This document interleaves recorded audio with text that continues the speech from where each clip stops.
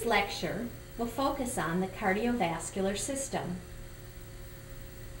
It is one of 12 major organs found within the body. I'd like to talk specifically about the heart. If you have glucose circulating throughout the body, the heart is responsible for that circulation. If oxygen is to get to the brain, again, the heart is responsible for that. There are two basic components to the heart. There's the actual pump, the heart as an organ, and then there are veins, arteries, and other hollow tubes that are throughout the body.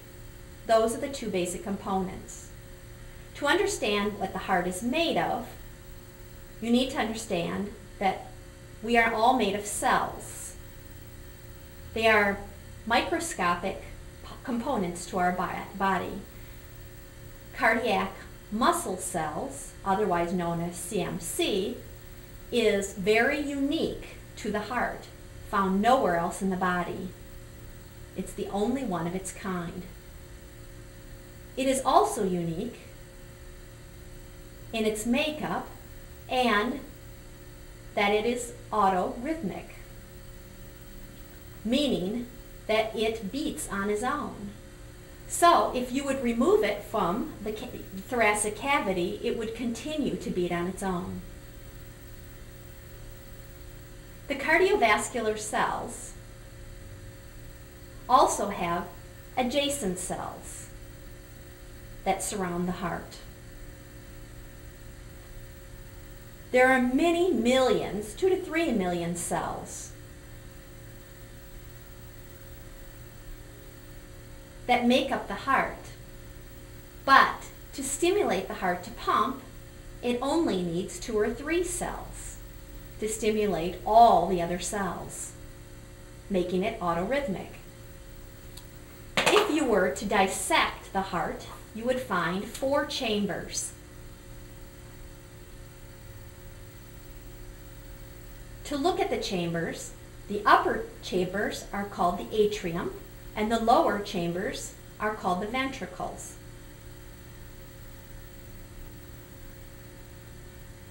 The heart has many different functions. The heart receives deoxygenated blood, otherwise known as dirty or bad blood, that is circulated from the body up to the heart. It can come from the brain, the liver, or your small toe. It's circulated from those parts of your body. The heart receives it, sends it on to the lungs, where it is diffused with oxygen, and then brought back to the heart to be pumped back out to your body tissues. Now, the deoxygenated blood enters the heart in the right upper atrium. It enters the right atrium, then goes through a valve, a one-way valve, down into the right ventricle. It is important that these valves are a one-way valve system. We do not want it to be two-way. That could be dangerous. Once it reaches the right atrium, it goes out and is sent to the lungs, where an exchange happens and deoxygenated blood is removed and replaced with oxygen-rich blood that then enters the left atrium. The left atrium has the richest blood within the chambers.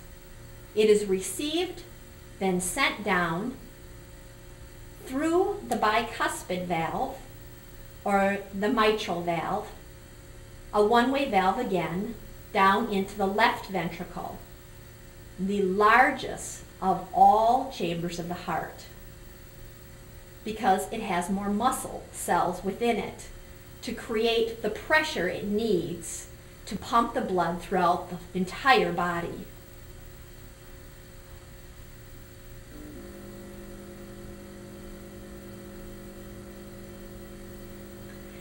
valve, the mitral valve, handles quite a bit of pressure from the heart, and if weakened, can become dangerous, causing what is known as a heart murmur, where the valve allows blood to go back up into the left atrium. This is a dangerous situation.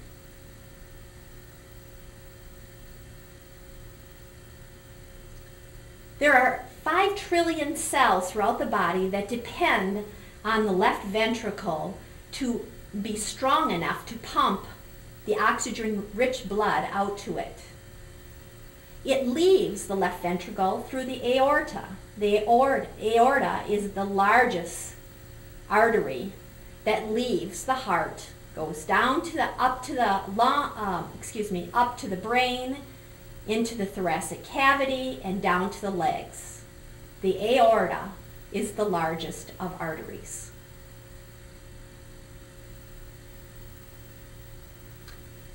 Now that we've looked at the heart, let's look at the different chambers. You know the upper chambers are the atrium, the lower chambers are the ventricle, and they need to work in unison in order to pump blood.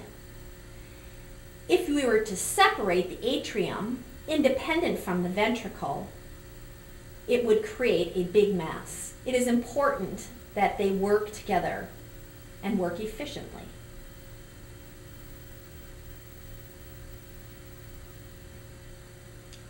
The heart is controlled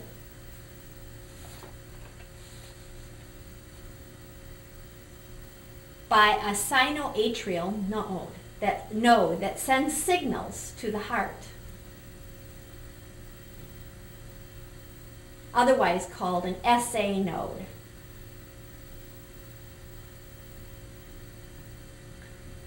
This is also referred to as the pacemaker, because it sends impulses from the right atrium down through the heart, which creates the pumping action. The cardiac muscle cells, remember, stimulate adjacent cells. Now this SA node sends an impulse through the atrium that stimulates both atriums simultaneously, and within a split second later, the ventricles. In the middle that separates the atrium from the ventricle, there is an atrioventricle node, otherwise known as an AV node, found as a bundle in the center of the heart.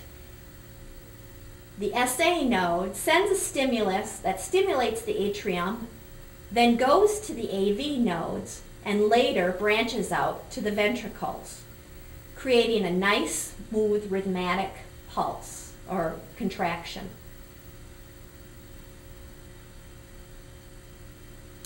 The AV node has what are referred to as branch bundles that wrap around the lower ventricles and then down, creating the stimulus to contract the ventricles. The AV node branches down into a lower area called the Purkinje fibers. Now, the SA node stimulates to the AV node, which then stimulates the bundles and down to the Purkinje fibers. And that's how it works. There are 2 separate actions that occur, creating a smooth one wave of stimulation to the heart. The fact is that the heart pumps approximately 2,000 gallons of blood every day. The arteries carry blood from the heart away. It's interesting, you can remember arteries and the word away as they both start with an A. So arteries carry blood away, And veins carry blood back to the heart, as if the blood were visiting, another V word, the heart. And that's how the hollow tubes are named. Carrying blood away, there are arteries, veins, and then there are also capillaries.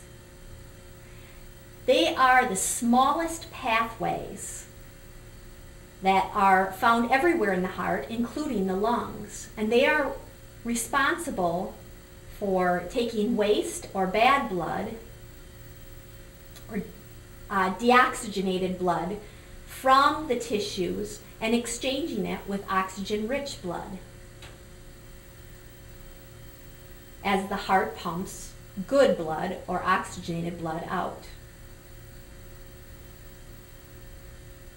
When the blood travels from the arteries, it starts in the atrium, goes down into the right ventricle, then to the lungs, and then to the capillaries within the lungs, where it makes an exchange, taking the oxygen-rich blood and leaving the waste or the deoxygenated blood and bringing it back to the left atrium, which pumps it down to the left ventricle, which, remember, is the strongest muscle component of the heart, for pumping it throughout the rest of the body.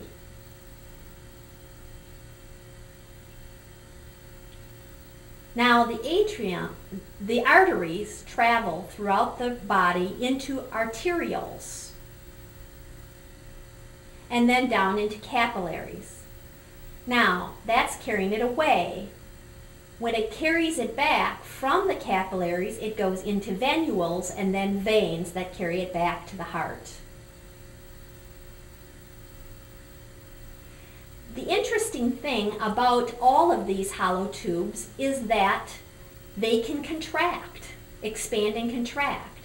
So if your body is needing more circulation, they can open up or expand in order to receive more circulation, or constrict if you had an injury to reduce the amount of blood loss.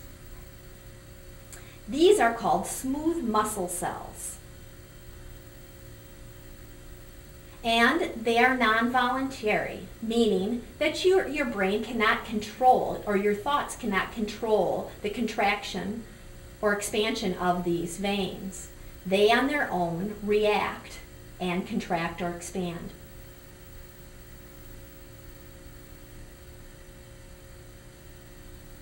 Now I'd like to talk more specifically about the capillaries. They are a very small, microscopic part of the vessels, and they're very thin and delicate. The purpose of them to be so delicate is for the purpose of diffusion, so that when waste material is taken into the capillaries and brought back to the heart, the oxygen-rich cells can diffuse through the capillaries to all the tissues throughout the body and replace the deoxygenated cells.